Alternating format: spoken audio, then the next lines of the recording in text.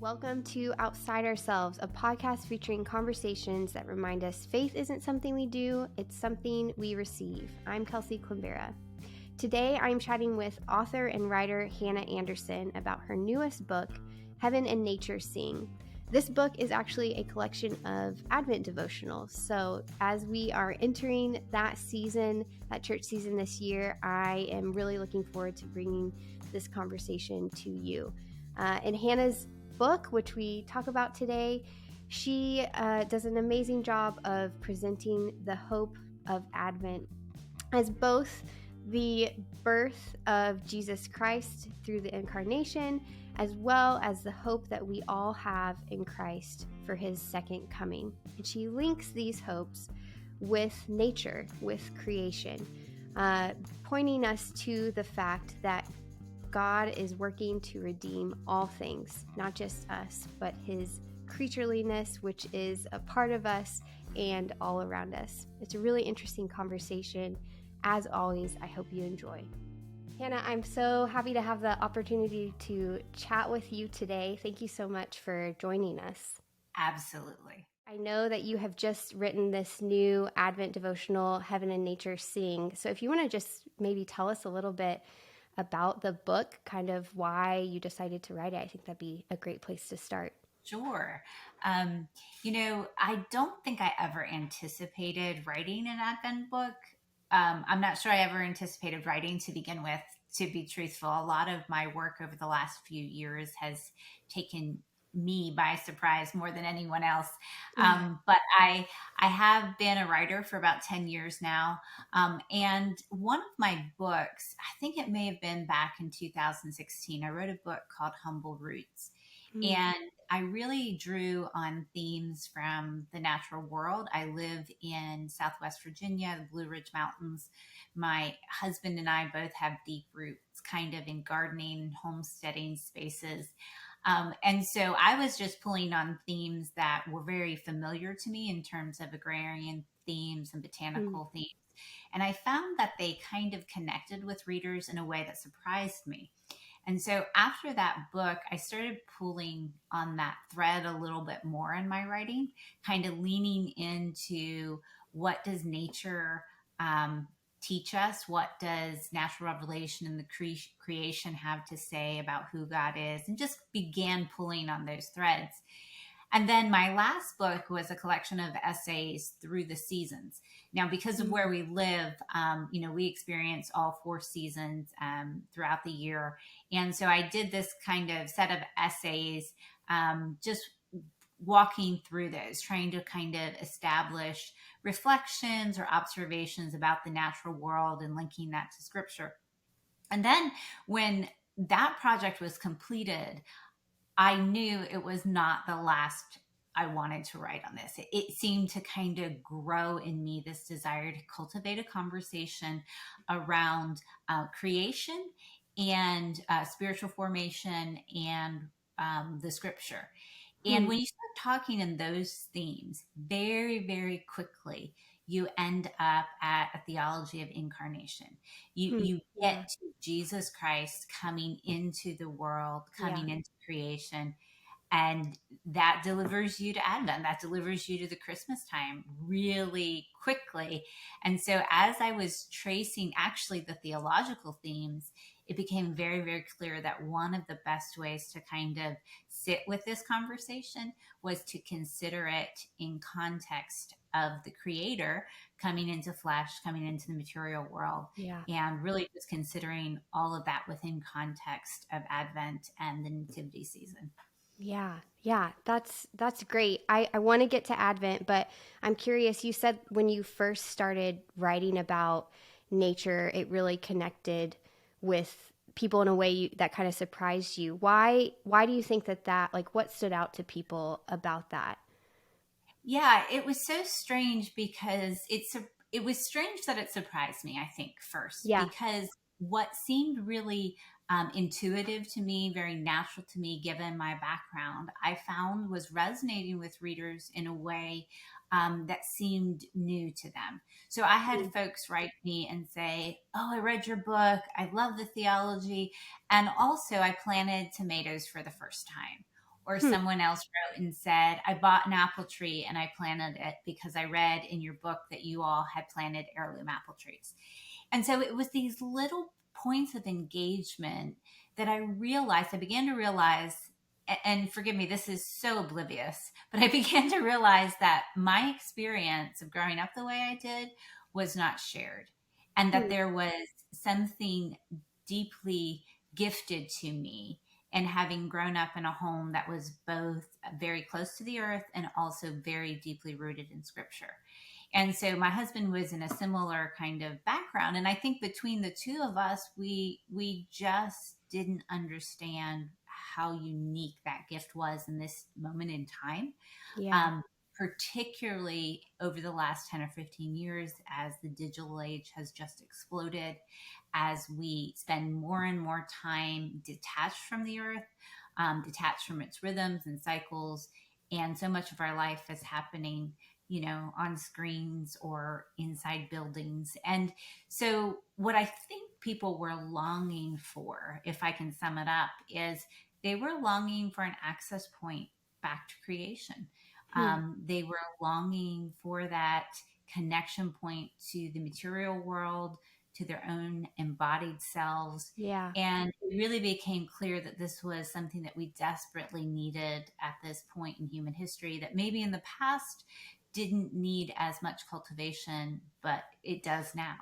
Yeah. Yeah. We need more reminders of it probably now than we've had in the past. Right. Yeah, that makes sense.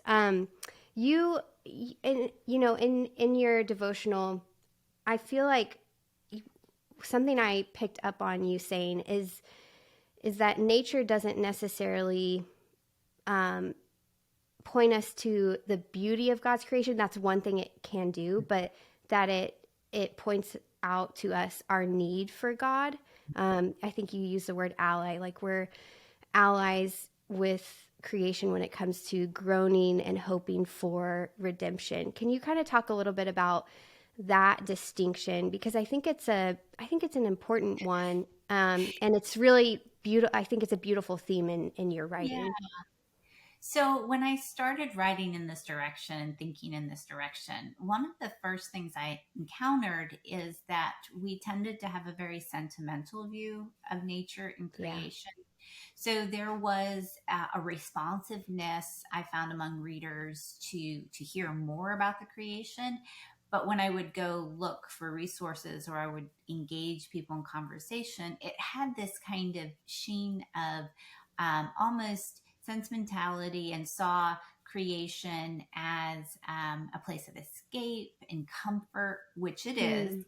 But having grown up the way I did, I also knew that nature um, had a brutal side to it. It had a Yeah. brokenness to it that I think you don't necessarily encounter until you've actually spent time in creation, or you've tried to Yeah. put a garden in and you plant that tomato plant, and then you learn about fungus and worms and drought, and you Yeah. begin to realize that nature isn't quite as domesticated as our Instagram feeds maybe show us. Yeah. So I felt like there was this simultaneous need to help people remember what Paul writes in Romans 8, that the creation is groaning and longing.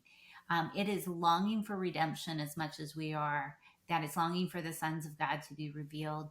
And even if we, consider passages in Genesis 3 that kind of talk about the curse descending on the earth, nature is among the things mentioned that comes Yeah. under this curse. Right. The ground is going to bring forth thorns and weeds and thistles. And so one of the things with this book that I hope to kind of present to people is the thought that the entire cosmos is longing Mm. for their creator king.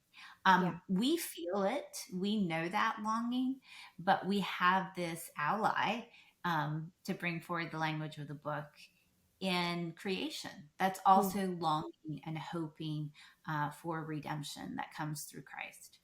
Yeah. Yeah. That's beautiful. That's so, I mean, yeah, it's so necessary. I think we forget as Christians, like, you can't just look outside and know that God loves you, because Mhm. there are hurricanes and blizzards and childbirth. Like all of these things Mhm.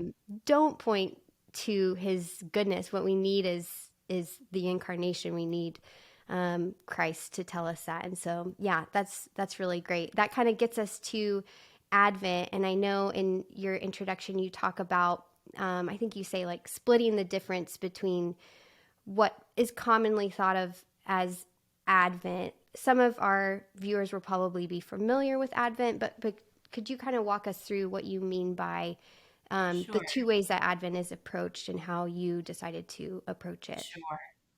So, just confession up front, I didn't grow up with Advent beyond viewing it as a way to count down the days before Christmas. Yeah, So, I think in many people's experiences, definitely like in low church or evangelical experiences, Advent was akin to maybe a calendar that you bought that you opened the doors and there was a piece of candy hiding behind each door, or right. you ticked off the days until Christmas. And it was a lead up to Christmas of a sort, but it was more like, let's get these days out of the way as fast as we possibly can because we really want to get to our presents, Yeah. which we all understand. Yeah. But there was this kind of understanding of the weeks before Christmas. They were full of festivity and celebration, but also by the time you got to Christmas, you were pretty exhausted Mm, in my memory. And you would put your Christmas tree up maybe right after Thanksgiving in the last few weeks of, or maybe even into November.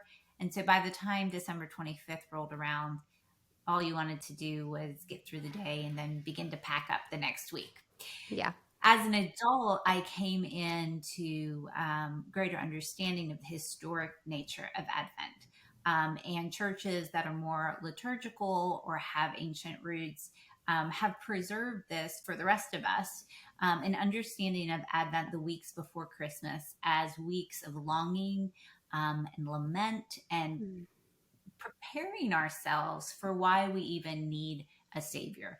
And right. historically, these weeks would focus as much on the second coming of Christ as the first that we Right. celebrate at Christmas time. Yeah. And I think another thing that kind of surprised me as I was learning as an adult is that this opens the Christian calendar year rather Mm, than closing it. closing it. And in our modern civil calendar, by the time we get to December, we're thinking about shutting things down. So Advent actually gives us an opportunity to begin our year with Christ, to begin a way of longing and reflecting and thinking about why we even needed the Savior to come into creation in the first place. Yeah, that's great. As you were writing this and finished it, are there specific themes that jumped out at you that you weren't expecting? Did anything kind of surprise you as you were writing the devotional that you didn't think Yeah, was there? yeah.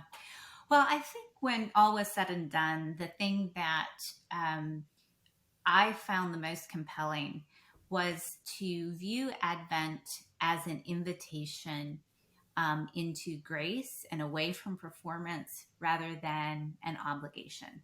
Hmm. And that felt very freeing because for folks who maybe haven't grown up with the church calendar and want to adopt some of these practices, who see the value of it, who understand the importance of rhythms and cycles, it can sometimes feel like, okay, here's something I need to do.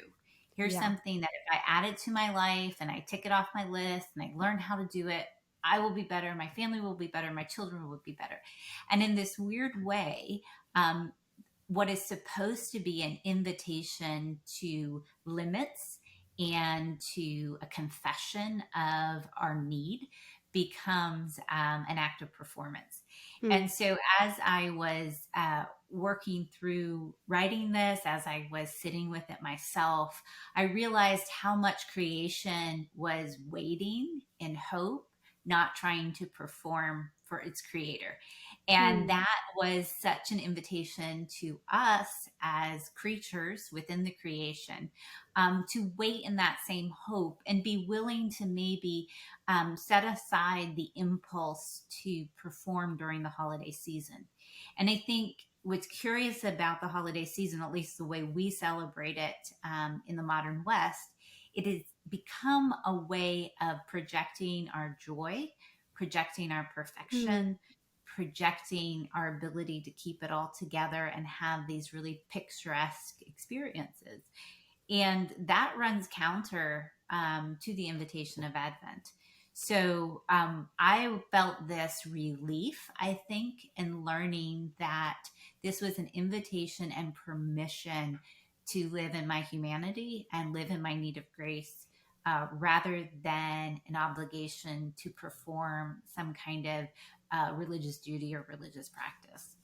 Yeah, that's so great. I think that that's a comfort I found in the church calendar and even in liturgy in general of this idea that it's a rhythm, because not because we have to do anything, but it's a rhythm to remind us and bring us back to the comforts of Christ over and over again. And I think nature obviously does that too, which is so great. Yeah.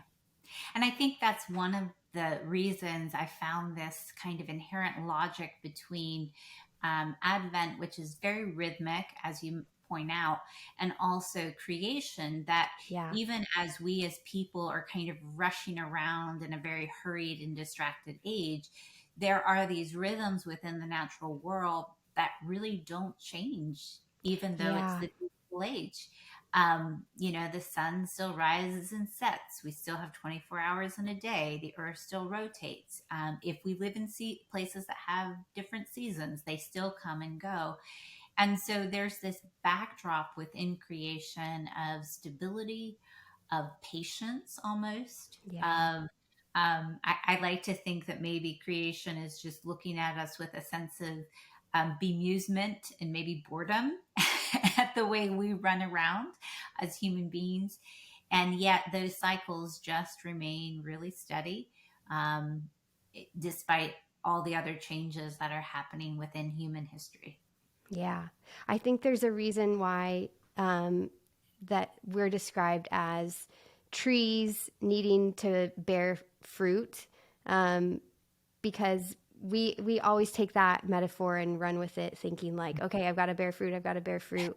When in actuality, like a tree needs a gardener, and a tree has to be made good in order to bear good fruit. The gardener is the one doing all the work, not the tree itself. So it's funny because we still are of course capable of turning that and twisting that into something we have to do, and yet God, through His Word, is constantly using nature Mhm.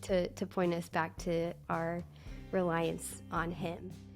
You say the miracle of the incarnation is that the timeless Son entered time. And that really struck me because, the incarnation we typically think of in physical terms, not necessarily temporal. Can you talk a little bit about this difference and specifically what the incarnation means for time and our experience of time? Well, I think, again, as you mentioned, we tend to think of the incarnation in the material realm of Jesus took on a body, so he honored our bodies and we should embrace their limits. We can live within the material realm. We don't have to transcend it somehow or, seek this higher life. We Hmm. live out our days faithfully within the boundaries of our creatureliness. And we learn that from the incarnation. But I think one of the things that is tangential to that, and one that we don't give as much attention to, is that we are creatures of time. And that Jesus himself, when he became human, became a creature of time. There was a limit on his days on this earth. He was fixed within generational realities. I think when I was Yeah. writing, that was one of the things that really struck me very early on in the writing, was these genealogies that we have of Jesus. And there's lots of reasons that those are in the scripture. But the thing that struck me was that Jesus was a link, or he was coming from generations of people that had lived their days out on the earth and then died, Hmm. and then handed off the stewardship of what they knew to the next generation. Yeah. And I think for us within this moment, in time and in this culture, we don't have a strong sense of ourselves, generally speaking, as being links within generations Hmm. of what we've received. We tend to think of ourselves as kind of self created, that we just kind of came on Yeah. the scene. But because we don't have a sense of our place in time, both in the past, generationally, we don't always think of ourselves in the future. We don't think of what we're Hmm. passing along to generations yet to come.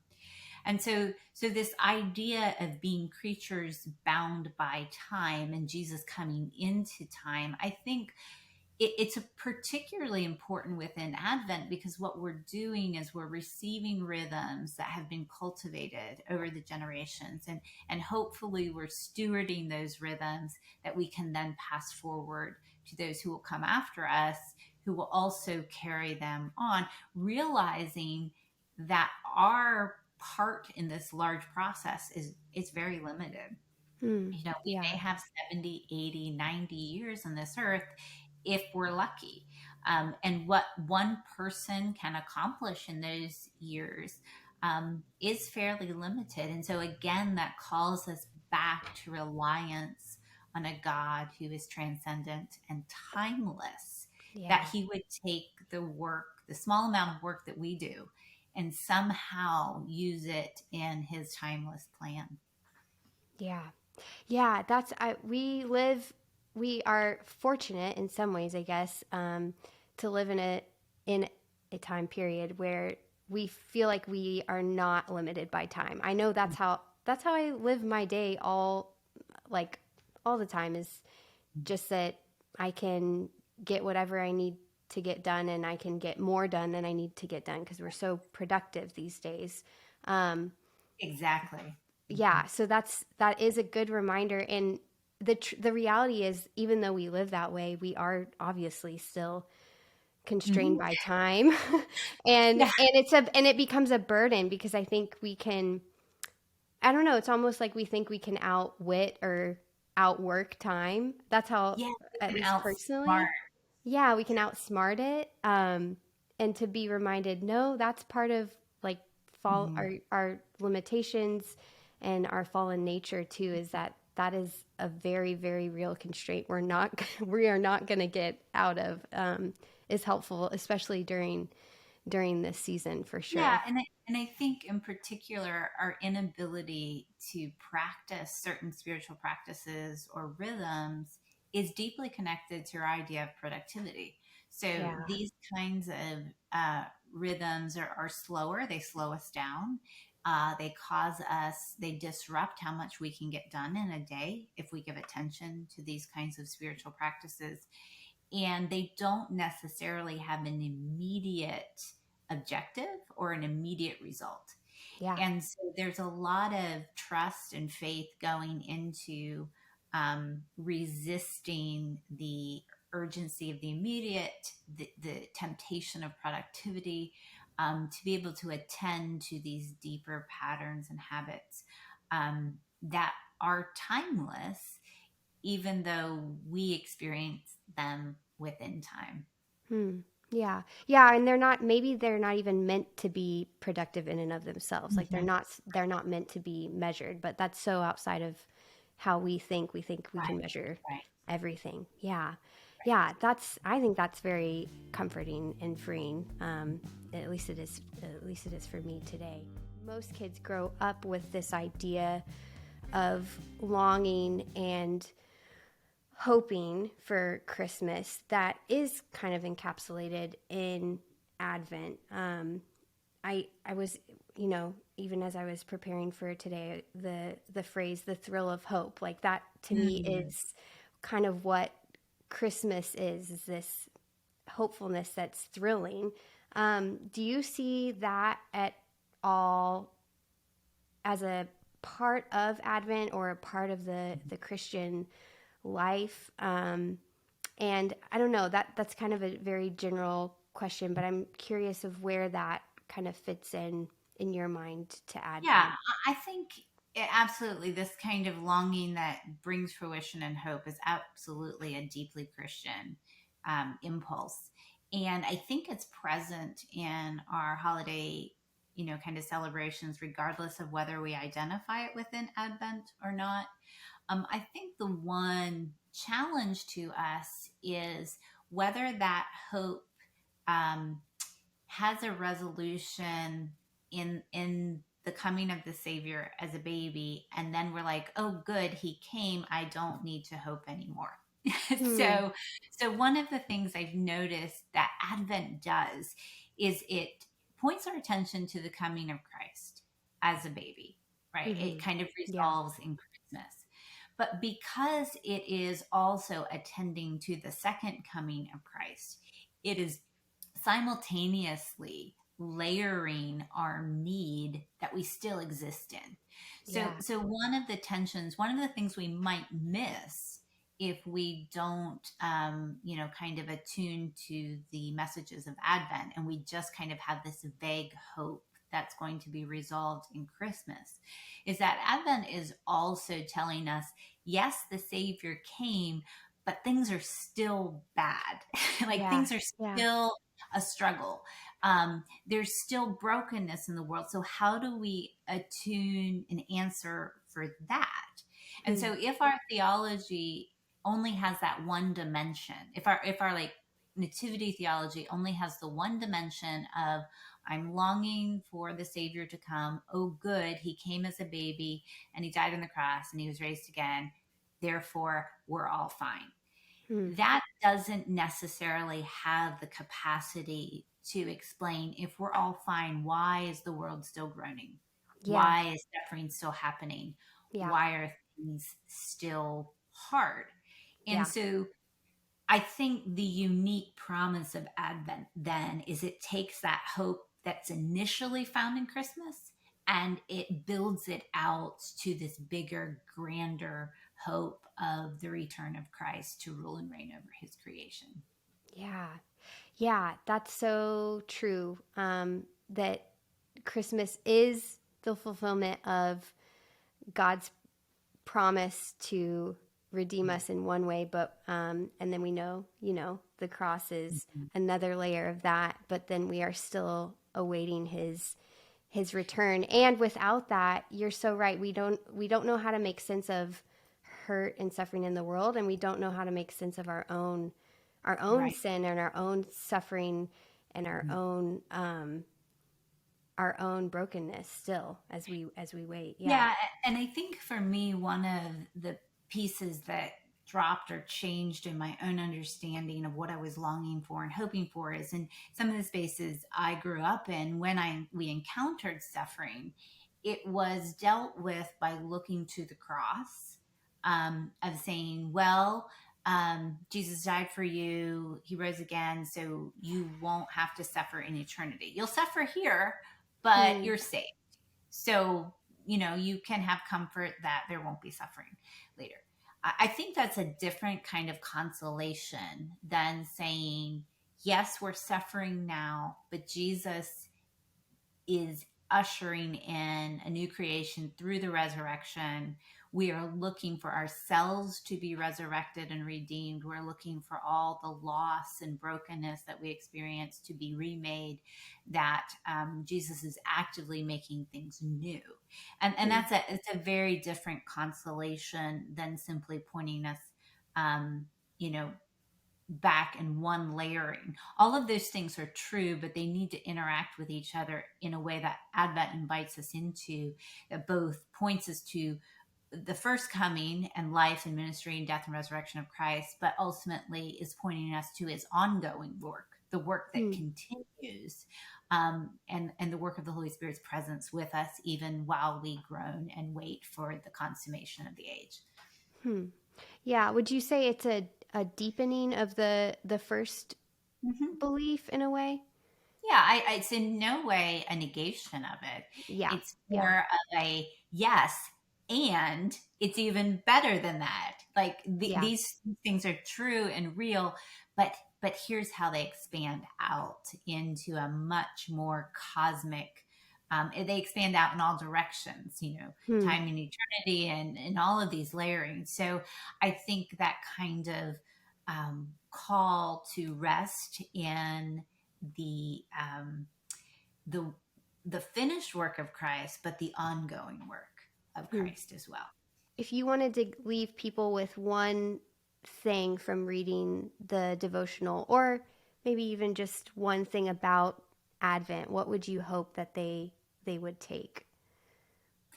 I would hope, and this goes back to something we discussed a little bit earlier, I would hope they would find um, a sense of relief and hope in the grace of God, Yeah. in the embrace of their own need, of their own creatureliness, that they would find in creation partners in that waiting and longing, and that there would be permission um, to just need, Hmm. permission to lament and long for the one who has come to save and has come to fulfill all of these longings. And so I think it's a weird kind of comfort when you finally come to the end of yourself and say, okay, so I can't do it. Yeah. Um, but I know the one who can. And so Yeah. pointing our eyes back to that and all the ways that grace and love are manifest in this season, I would just hope that that would provide a kind of uh, peace and maybe stability in a season that can be marked by a lot of busyness and distraction. Yeah, yeah, for sure. Man, I feel like I keep running into this theme of creatureliness. Obviously, that's a big part of your writing and your work. And I think it's something that, to me, it seems very important in our day and age of um, hearing and being reminded that we are creatures, we're not creators. Is that Mm. true for you? Have you found comfort in that? And if so, what would you say stands out to you as the most comforting part of being God's creature? Right. I absolutely find comfort in it. And I think one of the reasons I write about it so much is because I'm so prone to resist it. Yeah, So I am prone to be a very busy person, a very anxious person, a very productive person. And I think at least the writers I know, you can get a peek into their soul by what they are wrestling with through their writing. So people read my books and they assume I'm this very zen person because of the things I give attention to. And I'm like, no, no, no, you don't understand. This is what I must give attention to. This hmm. is what I have to discipline myself to see and to remember and to live in, because left to myself, I would be a very frenetic, anxious, busy person. And Yeah, so for me, the invitation into creatureliness and to limits and to trusting God's transcendence and not mine has been. I hate to use this language, but it's the way I've been able to cope with yeah, my life. I've been yeah, able to have the truth of God and the theology of creaturely limits be the check that is needed within my own life. So this is more about maybe preaching the gospel to myself, and everybody else gets to listen in. hmm. Yeah, yeah. It's being creatures is and having a God that's a creator. Obviously, that's you know the basic story of Scripture, and yet it's so easy to forget. We think that we can build on God's work in Mm-hmm. some way, and so we need to hear it over and over again. I think from each other and from the words of Scripture. So that's a great reminder. I have found a lot of comfort in that lately, so I appreciate you kind of bringing some light to it. I want to be able to direct people to where your work is and where they can get the book, can you tell us a little bit about that, where they can find the devotional, and then if you have anything else coming up that we should be on the lookout for? So folks can go to sometimesalight.com. That's my website. Okay. It's just kind of a landing page for collecting all the things I do. That's sometimesalight.com. I am on Instagram and I'm on Twitter. For now, we'll see how Twitter goes. Yeah. It's a But the Wild book, West. yes, it is. Um, the book is available at most outlets. You can either find it online at some smaller bookstores. You can find it from the publisher B&H. You can find it on Amazon, Barnes and Noble. So it's pretty available. The If folks come to my site, we are selling some there as well with some artwork. My husband did the artwork in the Yeah, book, so it's beautiful. we we've created some note cards and some things that go along with it. So those things are on the site. And yeah, I think as far as things that are coming down the pike for us, we're really just going to lean into this conversation about nature. It's become something that we feel like God has really brought to me as a writer, and also my husband as an artist. He's been able to collaborate with me on these last few books. And we even have next spring, we have a children's book coming out that's based on Psalm 104. So we just really feel like God is opening up this lane for us to kind of begin to help people focus attention in that direction. That's awesome. Well, thank you so much, Hannah. Thank you. Outside Ourselves is a 1517 podcast. To learn more about all of our podcasts, go to 1517.org/podcasts. We have a ton of resources coming out this Advent and Christmas season, so make sure that you stay up to date with what we are creating at 1517. You can subscribe to our newsletter to get that information, or follow us on social media as well. Thanks as always. We will be back here in a couple weeks with our next show.